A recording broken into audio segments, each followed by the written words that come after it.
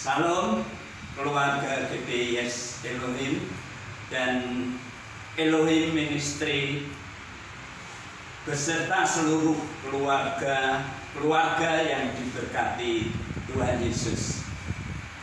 Dalam ibadah permata malam hari ini, saya akan menyampaikan renungan yang saya ambilkan dari firman Tuhan yang tertulis di dalam Injil Matius 27 ayat 27 sampai dengan ayat yang ke-31. Dan sebelum kita belajar bersama-sama mengerti kehendak Tuhan melalui firman yang akan saya sampaikan, marilah kita berdoa. Tuhan Yesus, kami datang kepadamu pada malam hari ini. Kami mengucap syukur dan berterima kasih atas setiap pemeliharaanmu di dalam hidup kami di hari-hari yang kami lalui dan di tengah-tengah pandemik virus corona. Kami bersyukur Tuhan yang senantiasa melindungi kami. Terima kasih Tuhan.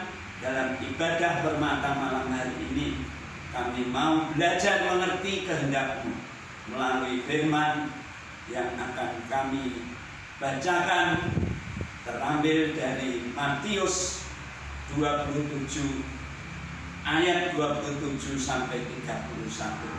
Kiranya Roh Kudus menolong kami sehingga melalui pemberitaan firman ini kami boleh dikuatkan iman kami dan terus melakukan apa yang menjadi kehendak-Mu. Terima kasih Tuhan, ampuni segala dosa dan salah kami. Hanya di dalam nama Tuhan Yesus kami berdoa. Haleluya, amin. Puji Tuhan, Bapak, Ibu, dan saudara-saudara, anak-anak yang dikasihi Tuhan dan diberkati Tuhan. Matius 27 ayat 27 sampai 31. Demikian firman Tuhan. Saya akan bacakan dengan judul dari Lembaga Alkitab Indonesia, Yesus diolok-olokkan. Ayat 27. Kemudian serdadu-serdadu wali negeri membawa Yesus ke gedung pengadilan, lalu memanggil seluruh pasukan berkumpul sekeliling Yesus. Mereka menanggalkan pakaiannya dan mengenakan jubah ungu kepadanya. Mereka menganyam sebuah mahkota dari duri, sebuah mahkota duri, dan menaruhnya di atas kepalanya. Lalu memberikan dia sebatang buluh di tangan kanannya. Kemudian mereka berlutut di hadapannya dan mengolok-olokkan dia. Katanya, "Salam, hai Raja orang Yahudi." Mereka meludahinya dan mengambil buluh itu dan memukulnya ke kepalanya. Sesudah mengolok-olokkan dia, mereka menanggalkan jubah itu daripadanya dan mengenakan pula pakaiannya kepadanya. Kemudian mereka membawa dia keluar untuk disalibkan. Demikian firman Tuhan. Yang berbahagia adalah setiap orang yang mendengar, membaca firman Tuhan dan memelihara di dalam hidupnya. Haleluya. Renungan yang akan saya sampaikan adalah temanya meneladani kasih Tuhan Yesus. Pepatah mengatakan bangsa yang besar, bangsa yang bisa menghargai jasa para pahlawan. Dan hidup ini menurut saya punya cerita atau sejarahnya sendiri-sendiri.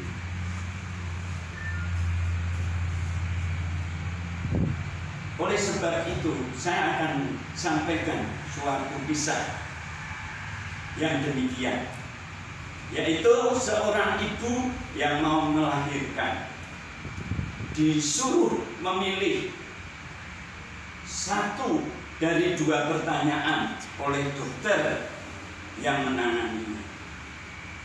Pertanyaan yang pertama, bayi selamat, tetapi ibu tidak tertolong. Dan pertanyaan yang kedua, ibu selamat, bayi, tetapi bayi tidak tertolong. Dan apa jawab daripada ibu ini?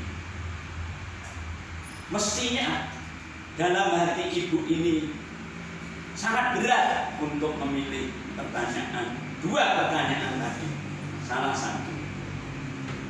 Dan akhirnya setelah direnungkan, dipikirkan, ibu ini mempunyai kesimpulan bahwa ibu ini memilih yang nomor satu, pertanyaan yang nomor satu, yaitu dengan resiko ibu ini tidak tertolong, tetapi bayinya selamat. Jadi kita bisa bayangkan bagaimana pengorbanan seorang ibu ini terhadap bayi yang akan dilahirkan. Dan kalau kita kembali kepada firman Tuhan, kita bisa merenungkan demikian kasih Tuhan Yesus kepada umatnya. Dia rela menderita sakit, diolok-olok, diludahi, dan akhirnya mati disalibkan. Dalam kisah kitab Yesaya yang menubuatkan tentang Tuhan Yesus ini, Yesaya 53 ayat 4 sampai dengan 5, di sana dinyatakan bahwa semua penderitaan yang dijalani karena dia menanggung dosa kita, ketaatan yang mendatangkan anugerah keselamatan bagi kita, dan satu teladan yang dilakukan oleh Tuhan Yesus melalui doanya ketika dia di Getsemani. Dia memberikan teladan doa yang menyatakan ketaatannya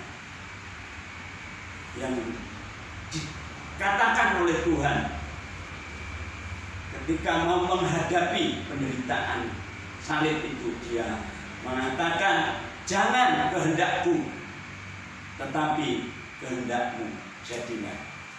Inilah contoh apa yang sudah dilakukan Tuhan Yesus melalui doanya. Sekali lagi, jangan kehendakku, tetapi kehendakmu jadilah. Dan ini dilakukan Tuhan dengan sangat berat, karena Tuhan tahu penderitaan yang akan dia jalani. Tetapi Tuhan Yesus taat dengan apa yang menjadi panggilan Allah untuk menjadi juru selamat manusia. Bapak, Ibu, Saudara, dan anak-anak yang diberkati Tuhan, menghadapi berbagai masalah pergumulan hidup saat-saat ini, bagi orang tua, bagi anak-anak, dan bagi semuanya, ya, kita dihadapkan dengan pergumulan masing-masing, dengan masalah masing-masing. Yang bekerja harus berhadapan dengan PHK, yang sekolah tidak bisa lagi datang ke sekolah, dan terlebih yang mau beribadah seperti kita tidak bisa datang ke gereja bersama-sama dalam ibadah.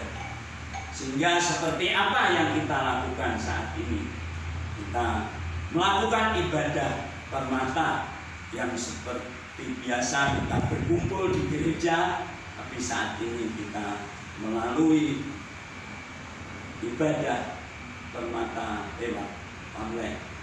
Inilah yang terjadi di dalam kehidupan kita saat ini, dan masih banyak penderitaan-penderitaan yang lain, pergumulan hidup yang lain. Oleh sebab itu, saat ini perlu iman yang teguh, dan pesan Tuhan jangan takut, dan kita semua meneladani apa yang sudah dilakukan oleh Tuhan, yang semata-mata Tuhan menyatakan kasih-Nya. Tuhan Yesus menyatakan kasih-Nya, dan kita akan menjadi umat yang taat, yang akhirnya untuk atas masalah pergumulan hidup, sakit, penyakit, apapun pergumulan yang lain, saya percaya kita akan menjadi umat yang pemenang. Karena ingat, Tuhan Yesus ketika diolok-olok, dihina, dan akhirnya disalibkan, dia tidak terus kalah oleh maut, tapi dia bangkit, dan maut sudah dikalahkan. Sehingga saya percaya karena kebangkitan Tuhan Yesus menjadikan suatu pengharapan baru di dalam hidup kita. Kita menjadi umat pemenang, yang notabene-nya kita adalah pengikutnya, orang yang percaya kepadanya. Inilah yang menjadi jaminan dalam hidup kita. Kita diingatkan melalui pemberitaan firman ini, yaitu meneladani kasih-Nya, rela berkorban untuk orang lain, dan itu semuanya sudah dilakukan oleh Tuhan Yesus untuk kita supaya menjadi orang-orang yang diberkati, dan melalui berkat Tuhan yang Tuhan berikan pada hidup kita, kita akan punya pengharapan yang baru. Kita akan dikuatkan iman kita, sehingga COVID-19 akan bisa kita lalui, dan Tuhan Yesus akan memberkati kita. Kita dipulihkan kehidupan kita dijadikan umat-umat yang berkemenangan. Tuhan memberkati kita. Haleluya, amin. Ya, kita akan berdoa setelah kita menerima firman Tuhan dengan renungan yang sudah saya sampaikan. Mungkin ada hal-hal yang tidak berkenan, saya minta maaf, dan saya percaya Tuhan sendiri yang akan melengkapi segala kekurangan kita, kekurangan saya, melalui kuasa Roh Kudus-Nya. Untuk itu Mari kita masuk dalam doa. Haleluya, terima kasih Tuhan untuk firman-Mu yang menyatakan bahwa sebagai umat-Mu kita harus meneladani apa yang telah Tuhan lakukan. Dan kami percaya ketika kita mengandalkan Tuhan melalui kuasa Roh Kudus-Nya, maka jaminan keselamatan, kemenangan, dan segala yang menjadi pergumulan hidup kita, Tuhan akan menyertai kita dan menjadi umat yang berkemenangan. Terima kasih Roh Kudus, ampunkanlah segala dosa dan salah kami, dan hanya di dalam nama Tuhan Yesus kami berdoa. Haleluya. Amin.